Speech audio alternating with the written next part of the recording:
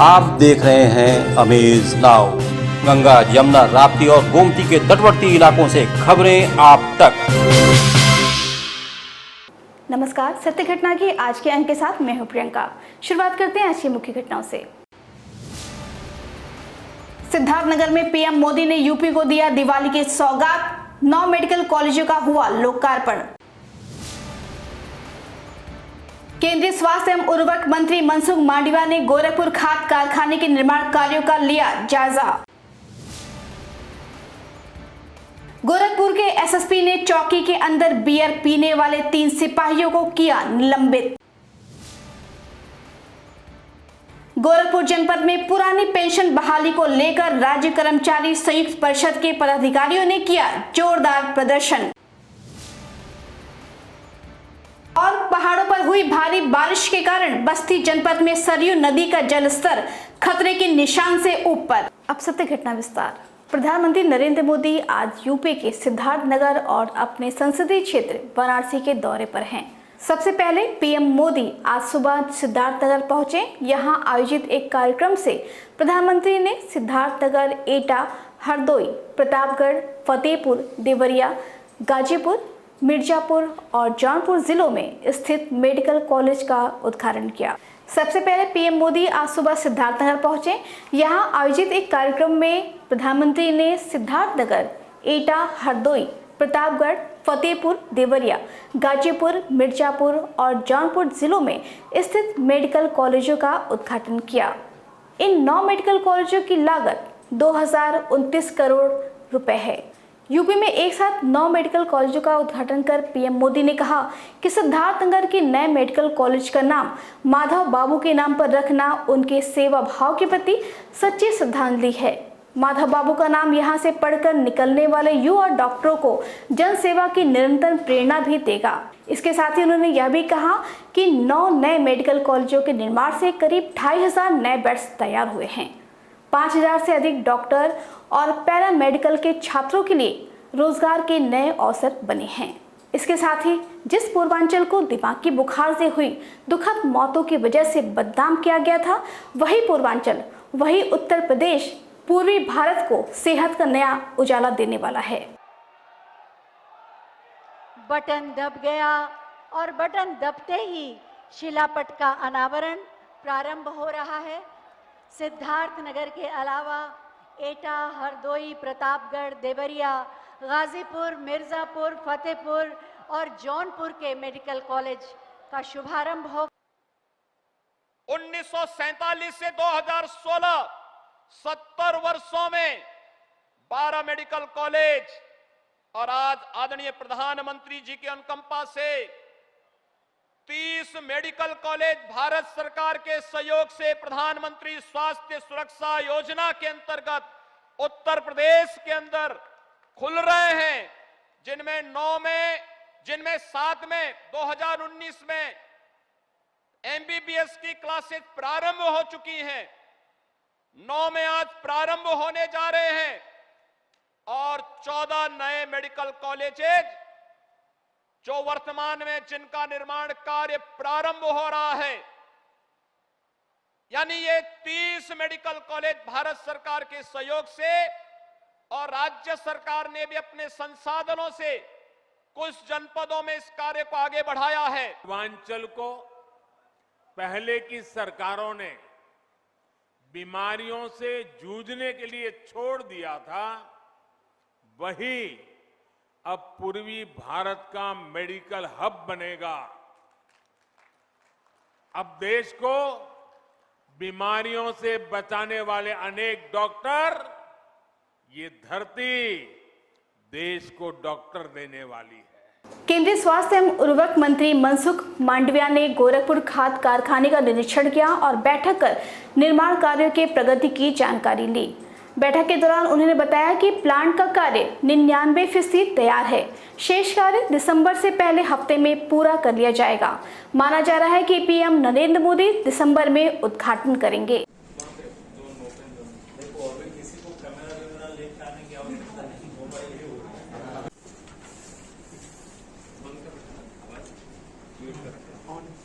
Mute कर गोरखपुर के गीडा थाने की नौसठ चौकी में पुलिस वालों की बावर्दी बियर पीते वीडियो वायरल होने के बाद एसएसपी ने 3 सिपाहियों को सस्पेंड कर दिया है। आपको बता दें कि सोशल मीडिया पर वीडियो वायरल होने के बाद एसएसपी ने मामले की जांच सीओ कैंपियरगंज को सौंप दी थी, जिसके बाद रिपोर्ट के आधार पर यह कार्रवाई की गई।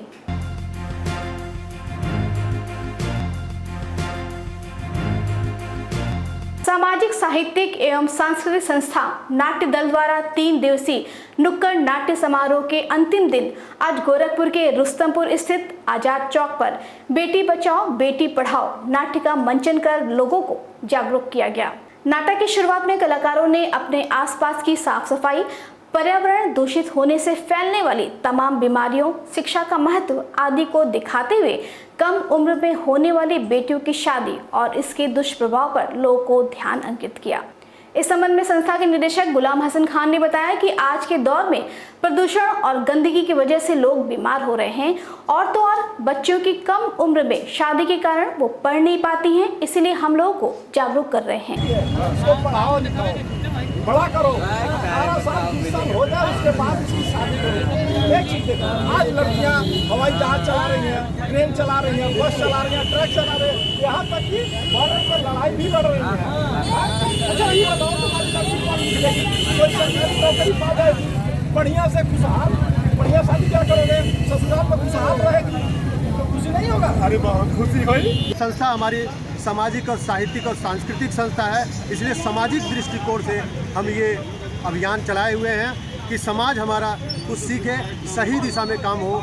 ये कंडीशन हो गई कि अभी बहुत सारे लोग असमय उनकी मृत्यु हो रही है, वो इसलिए कि तमाम सारी गलतियां भी कर रहे हैं। वो प्रदूषण बहुत तेज़ी से फैल रहा है और यहाँ तक कि जो उन्हें बताया जा रहा है, जो सरकार की तरफ से बताया जा रहा है, जो गाइडलाइन दी जा रही है, उसे भी वो फॉलो नहीं कर रहे हैं। गोरखपुर जनपद में पुरानी पेंशन बहाली सहित अन्य मांगों को लेकर आज राज्य कर्मचारी संयुक्त परिषद के बैनर तले कर्मचारियों ने जोरदार प्रदर्शन करते हुए कर्मचारियों ने पीडब्ल्यूडी ऑफिस के गेट पर सरकार के खिलाफ नारेबाजी भी की। इस संबंध में कर्मचारियों का कहना है कि हम अपनी मांगों को लेकर चरणबद्ध तरीके से प्रदर्शन कर रहे हैं। अगर हमारी मांगे पूरी नहीं हुई तो हम आंदोलन को और तेज करेंगे। पुरानी पेंशन व्यवस्था बहाल करो, पुरानी पेंशन व्यवस्था बहाल करो। सरकार की तानाशाही नहीं चलेगी, सरकार की मानामानी नहीं चलेगी। राज्य कर्मचारी संयुक्त परिषद और अखिल भारतीय पेंशनर्स एसोसिएशन की ओर से हमारी तमाम मांगे ऐसी हैं जो बहुत पहले से शासन वादा खिलाफी कर रहा है, जिसमें मुख्य रूप से हमारे पुराने पेंशन की मांग है और भी बहुत सारी जिसकी चार्टर ऑफ डिमांड दी हुई है। इस सरकार द्वारा आनाकानी की जा रही है, कई बार वादा खिलाफी की जा चुकी है। इसके पहले एक बार कमेटी का गठन किया उन्होंने, कमेटी की संस्तुति पाने के बावजूद भी पुनः उसको लटका दिया गया। आज के जब माननीय और हमारे सबसे बड़े मुख्यमंत्री जो माननीय योगी आदित्यनाथ जी महाराज, उन्होंने भी जब ये सांसद थे तो इसके हम लोग के समर्थन में मांगों में बहुत जोरदार पत्र लिखा था उन्होंने।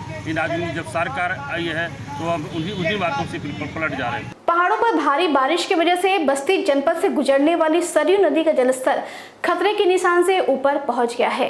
केंद्रीय जल आयोग के अनुसार सरयू नदी खतरे के निशान से लगभग 40 सेंटीमीटर ऊपर बढ़ रही है। नदी के जलस्तर में अचानक वृद्धि होने से कई गांव बाढ़ के पानी से घिर गए हैं और धान और सब्जी की फसलों को भारी नुकसान हुआ है।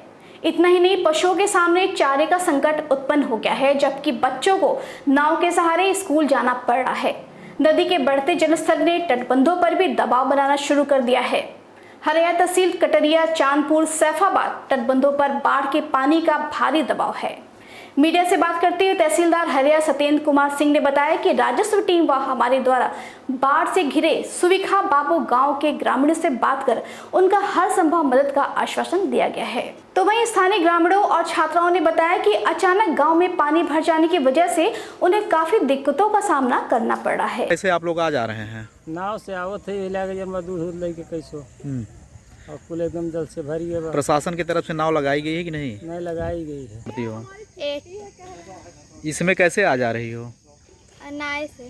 नाव से? यहाँ से कितनी दूर गांव पड़ता है? लगभग 5 किलोमीटर। 5 किलोमीटर। कै बजे सुबह चलती हो? 8। खाना पीना खा के चलती हो कि नहीं? कभी कभी नहीं। कैसे आप लोग आ रहे हैं इस समय? पानी से हल्के आवत ही भैया घर से और दुआरे पर से पानी जा और अचानक ही बाढ़ आई है कि हमर सबके कोनो ऊ नहीं रहा और वहाँ से पनिया के हिसाब से हल्के आवत ही और धान गन्ना सब फसल तो मान लो सब डूबी खत्म है। नहीं, हम लोग तो परसों ही इन लोगों को 2 दिन पहले अलर्ट कर दिया गया है और पानी बहुत तेज़ी से नहीं धीरे धीरे बढ़ रहा है, लेकिन तब भी एहतियात के तौर पे गांव-गांव जहां भी संवेदनशील गांव है जहां पानी आने की संभावना है वहां लोगों से बताया जा रहा है कि घर से निकल जाएं रोड और उनकी व्यवस्था की जा रही है। लेकिन अभी कोई गांव छोड़ने के लिए तैयार नहीं, क्योंकि अभी कोई ऐसी स्थिति नहीं है भैया हो। जिनकी फसल क्षति होगी उनको सहायता दिया जाएगा। अभी तो पानी बढ़ा है, जब पानी हटेगा तो उसका आकलन किया जाएगा और जो क्षति होगी उनको दिया जाएगा। खबर यूपी के बलिया से है, जहां सिकंदरपुर विधानसभा से सपा के पूर्व मंत्री जियाउद्दीन रिजवी ने 2022 के विधानसभा में नए प्रत्याशियों की दावेदारी पर सवाल उठाया है। इस दौरान उन्होंने नए प्रत्याशियों की दावेदारी पर कहा कि मुझे लग रहा है कि वे टिकट मांग रहे हैं, हालांकि उन्हें नहीं मांगना चाहिए। वहीं डॉक्टर शोएबुल इस्लाम ने जियाउद्दीन रिजवी द्वारा दिए गए बयान पर कहा कि वह सीनियर लीडर हैं, वे 2 बार पार्टी के विधायक और सरकार में मंत्री भी रहे हैं। उनके बयान को हास्यास्पद ही कहा जाएगा। अभी फिलहाल चूंकि इतने ज़्यादा उम्मीदवार हैं, अपने अपने गुट को लेकर के अपना काम कर रहे हैं, काम करते हैं, तो नेताओं में कोई गुटबाजी नहीं। तो कहीं ना कहीं आपने जिस तरफ एक बात कही कि मुझे राष्ट्रीय अध्यक्ष ने कह दिया कि एमएलए और मंत्री बनाएंगे, तब तो यहाँ कोई कैंडिडेट होना ही नहीं चाहिए। तो या जो कैंडिडेट यहाँ मांग रहे हैं तो उन पे क्या ऐसी असर मांग रहे हैं, अब उनको लग रहा होगा नहीं मांगना चाहिए। अब हास्यास्पद बयान है, वो सीनियर लीडर है पार्टी के, 2 बार विधायक भी रहे हैं और सरकार में मंत्री भी रहे हैं।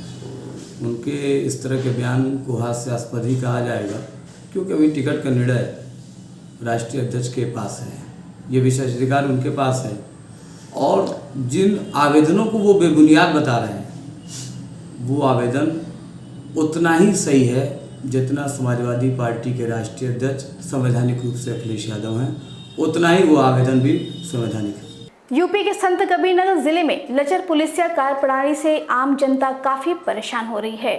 बावजूद इसके पुलिस के कार्यप्रणाली में कोई सुधार नहीं हो रहा है। इसका जीता जागता उदाहरण जनपद के घनघटा थाना क्षेत्र में देखने को मिला, जहां न्याय की आस में दर दर भटक रही पीड़ित महिला और उसके परिजनों ने आज पुलिस अधीक्षक को शिकायती पत्र सौंपकर न्याय की गुहार लगाई है। आपको बताते हैं कि घनघटा थाना क्षेत्र के परशहर पूर्वी गांव निवासी एक महिला को घर में अकेले पाकर उसके पटीदार अजीत सिंह ने बीते 21 अक्टूबर को घर में घुसकर उसके साथ जोर जबरदस्ती करने लगा और विरोध करने पर पिटाई भी कर दिया।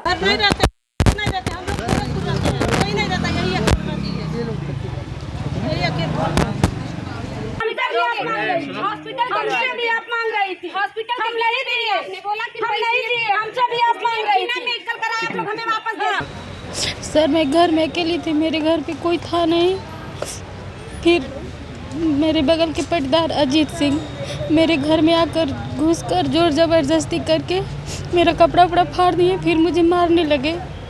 चिल्लाने पर मेरे पापा आए तो उनको भी लोग बहुत मारे। मेरे घर पे रहता नहीं कोई, मैं अकेले रहती हूँ और मैं थाने पे 4 दिन से चक्कर काट रही हूँ, कोई मेरी सुनवाई नहीं हो रही है। कब ये मारपीट हुई? 31 तारीख को। विश्व हिंदू परिषद का प्रांतीय अधिवेशन महानगर के कचहरी स्थित विश्व संवाद केंद्र पर आयोजित किया गया। इस दौरान विश्व हिंदू परिषद के प्रांत सहमंत्री नागेंद्र ने बताया कि आज हमारे द्वारा पूर्व में किए गए कार्यों की समीक्षा और वर्तमान में होने वाले कार्यक्रमों की योजना और रचना को लेकर बैठक की गई है। आपको बता दें कि इस अधिवेशन में 21 जिलों के कार्यकर्ता मौजूद रहे। जिनमें वो बैंक वाले से अपने तालमेल की वजह से अमृत महोत्सव के रूप में संघ परिवार राष्ट्रीय स्वयंसेवक संघ ने उसको अमृत महोत्सव के रूप में आने वाले समय में उसकी योजना रचना की भी यहाँ पर चर्चा हुई कि अमृत महोत्सव में हमारे विश्व हिंदू परिवार की क्या भूमिका रहने वाली है। शौर्य दिवस है, गीता जयंती के कार्यक्रम हैं, गोपाष्टमी के कार्यक्रम हैं, ऐसे जो हमारे आने वाले कार्यक्रम पूर्व के जो कार्यक्रम हुए उसकी समीक्षा और वर्तमान के कार्यक्रम की योजना रचना, इस दृष्टि से ये यहाँ पर बैठक चल रही है। कार्यकर्ता हर जिले से आए हुए हैं, ऐसे लगभग 21 जिले से अपना गोरक्ष प्रांत के कार्यकर्ता यहाँ पर जो टोली के कार्यकर्ता हैं वो ऐसे सब उपस्थित हैं। वेतन विसंगति सहित अन्य मांगों को लेकर आज राज्य विद्युत परिषद जूनियर इंजीनियर संगठन गोरखपुर द्वारा आज मुख्य अभियंता विद्युत कार्यालय पर विरोध प्रदर्शन किया गया। इस संबंध में जूनियर इंजीनियरों का कहना है कि राज्य सरकार के विद्युत मंत्री द्वारा हमारी मांगों पर विचार करके पूरा करने का आश्वासन दिया गया था, लेकिन अभी तक कोई कार्यवाही नहीं हुई है। हम पंकज कहला सब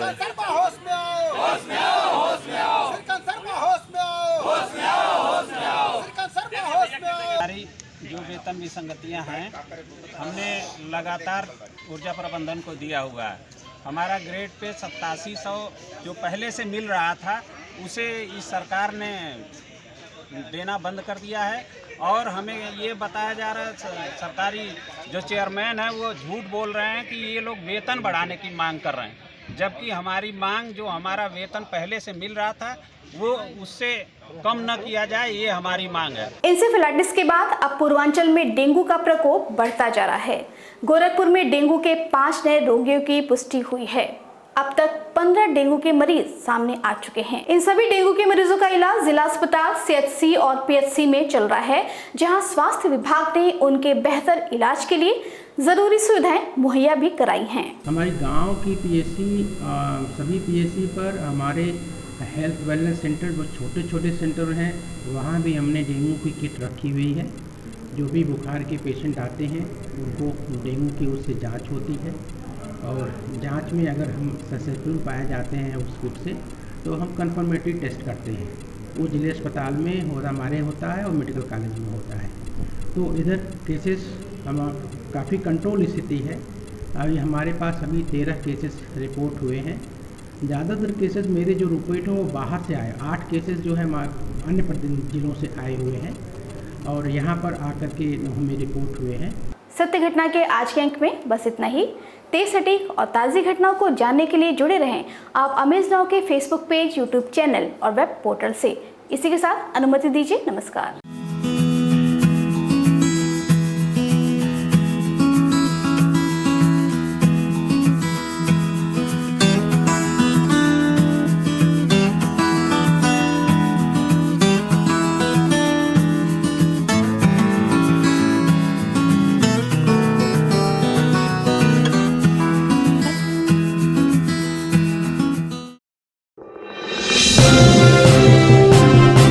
आप देख रहे हैं अमेज नाउ। गंगा, यमुना, राप्ती और गोमती के तटवर्ती इलाकों से खबरें आप तक।